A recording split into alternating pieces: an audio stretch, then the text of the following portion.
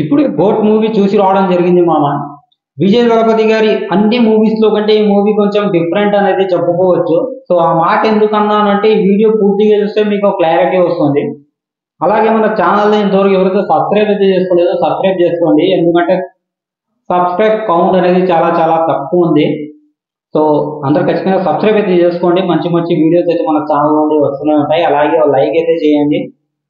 ఈ మూవీ మీద మీ ఒపీనియన్ ఏంటనేది కామెంట్ అయితే చేయండి మామ. నేను ఫ్రాంక్ గా ఒకటి చెప్పాలనుకుంటున్నాను. ఈ మధ్య ఏ మూవీ చూసినా కూడా 3 గంటలు, సో 3 గంటలకు 5 నిమిషాలు అటు ఇటు తీస్తున్నారు. సో అందరు ఏమైనా అనుకొని తీస్తున్నారా, ప్రేక్షకుల మీద పగబట్టి తీస్తున్నారా నాకైతే అర్థం కావడం లేదు. సో ఇప్పుడు ఈ గోట్ మూవీ వచ్చేసి కూడా దాదాపు 3 గంటలు ఉంటుందన్నమాట. సో 3 గంటలు ఉండాల్సిన సినిమా అయితే కాదు ఇది. అంత పెద్ద గొప్ప స్టోరీ అయితే కాదు. 3 గంటలు మమ్మల్ని ఎంగేజ్ చేసేంత గ్రిప్ ఈ మూవీలో అయితే లేదు. 3 గంటలు మళ్ళీ ఎందుకు తీశారనేది నాకైతే తెలియదు.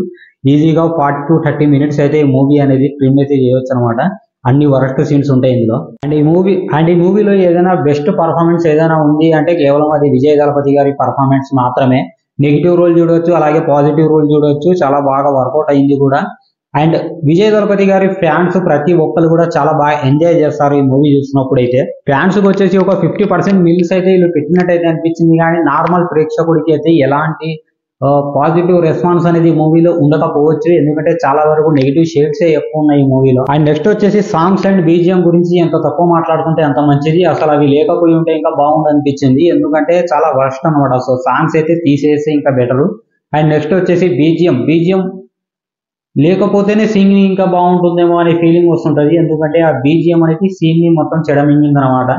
చాలా వరస్ట్ గా ఉంది బీజిఎం వచ్చేసి మూవీ ఫస్ట్ హాఫ్ వరకు మనం చూసుకుంటే మూవీ స్టార్ట్ అయినప్పటి నుండి హీరో ఇంట్రడక్షన్ వరకు కూడా మనకు స్టార్టింగ్ లోనే ఒక బోరింగ్ ఫీలింగ్ అనేది మనకైతే వస్తుంది. ఎందుకంటే మనకు హీరో ఇంట్రడక్షన్ కూడా అంతగా ఏం హైప్ లో ఏం ఉండదు. చాలా నార్మల్ గా ఉంటుంది. హీరో ఎంట్రీ కూడా స్టార్టింగ్ కూడా చాలా నార్మల్ గానే ఉంటుంది. కానీ ఫస్ట్ హాఫ్ వచ్చేసి ఫ్యామిలీస్ కి అలాగే యూత్ కి బాగా కనెక్ట్ అయ్యే కొన్ని సీన్స్ అయితే ఇందులో బాగా వర్కౌట్ అయ్యాయి అనేది చెప్పొచ్చు.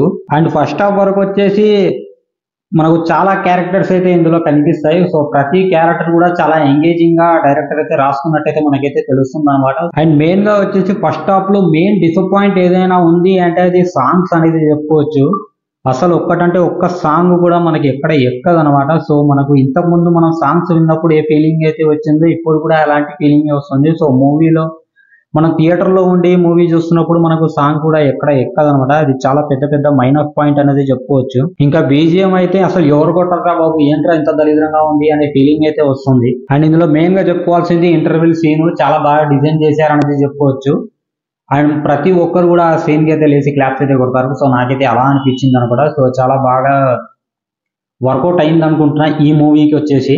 కానీ బీజిఎం మాత్రం ఇంకా బాగా పడి ఉంటే ఆ సీన్ అనేది ఇంకో రేంజ్ లో ఉండేది. కానీ అలాగేం కనిపించలేదు. అండ్ నెక్స్ట్ సెకండ్ హాఫ్ లో వచ్చేసి ఇంకా హై వోల్టేజ్ ఇంకా మాస్ యాక్షన్ సీన్స్ ఉంటాయని మనం అయితే ఎక్స్పెక్ట్ చేస్తాం. కానీ అంతేం ఉండదు. చాలా నార్మల్ గా రొటీన్ గా ఉంటుంది. అండ్ ఇందులో వచ్చేసి మనకు విజయ్ సేతుపతి గారిది నెగిటివ్ రోల్ అయితే మనం అయితే చూడవచ్చు అనమాట. అదే ఫ్యాన్స్ కి మాత్రం పండగలా అనిపిస్తుంటది. Positive role plus negative role Vijay Thalapathy versus Vijay Thalapathy అనేలా ఉంటుంది సెకండ్ హాఫ్ వచ్చేసి. అండ్ నెక్స్ట్ వచ్చేసి మనకు సెకండ్ హాఫ్ లో వచ్చేసి కూడా బీజిఎం అనేది అంతగా ఏం కనెక్ట్ అవ్వదు. మంచి సీన్లకు కూడా చాలా వరస్ట్ బీజిఎం అనిపిస్తుంటది. సో బ్యాక్గ్రౌండ్ స్కోర్ అయితే చాలా బోరింగ్ ఉంటది. అదే పెద్ద మైనస్ పాయింట్ అయితే ఈ మూవీకి అయితే చెప్పుకోవచ్చు. అండ్ సెకండ్ హాఫ్ లో వచ్చేసి ఒక కామియో ఉంటుంది. సో అది మీరు కొంచెం ఎంజాయ్ చేస్తారని నేనైతే అనుకుంటున్నా. సో ఇంకా నెక్స్ట్ ఏంటంటే మనకు వచ్చేసి క్లైమాక్స్ అనమాట. సో క్లైమాక్స్ అయితే అంత పెద్దగా వర్కౌట్ ఏం అవ్వలేదు. ఎందుకంటే చాలా రొటీన్ గా అనిపిస్తుంటది. సో ముందే మనం ఎక్స్పెక్ట్ చేశాం కదా ఇదే సీన్ జరుగుతుంది కదా అనే ఫీలింగ్ అయితే వస్తుంది అనమాట. నెక్స్ట్ వచ్చేసి ఇందులో పర్ఫార్మెన్స్ వచ్చేసి ప్రతి ఒక్కరు చాలా బాగా చేశారు. అండ్ విజయ్ దళపతి గారి ఫ్యాన్స్ అయితే పండుగ చేసుకుంటారు. అలాంటి పర్ఫార్మెన్స్ విజయ్ దళపతి గారి నుండి ఈ మూవీలో మనం అయితే చూడొచ్చు అనమాట. అండ్ మూవీ క్వాలిటీ వచ్చేసి చాలా వేస్ట్ ఉందన్నమాట. సో ఇంకా కొంచెం మంచి క్వాలిటీతో తీసుంటే ఇంకా బాగుండు అనిపించింది.